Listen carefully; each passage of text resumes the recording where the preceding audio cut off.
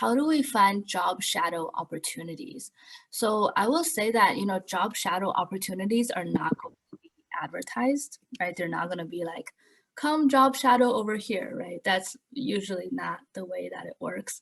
I would just say, if you're interested in XYZ job, right? Ask around and say, hey, do you know anybody who is a dentist, or do you know anybody who's a lawyer, right?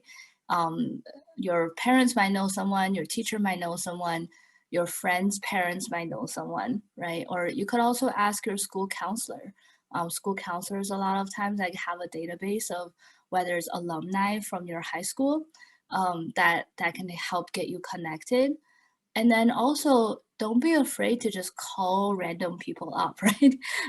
If you're like, okay, if you have a doctor, or like if you're interested in being an engineer or something, right? So you could just like find that company's website, call that company and say, I'm so and so, I'm a high school student, I'm looking for someone who can help provide a 1 day job shadow.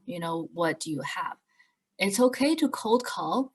You're probably not going to get a yes, right, in the first call. But I also feel like that's a really good skill to practice, to be okay with rejection, right? You'll probably call 10 places and you probably get one that comes back and say, oh yeah, sure, come in and do a job shadow. And I mean, with the pandemic now, and I think it will get better in the summer, so hopefully the restrictions will lift a little bit. But so some places they might be not allowing kids to come job shadow, so that might be something you might run into. However, even if they say you can't come in for a job shadow, a lot of people are working from home now, right? So you could also just say, hey, can I shadow you virtually? For that. I mean, that sounds like a bit weird, but why not? If they let you, maybe there's ways to do that.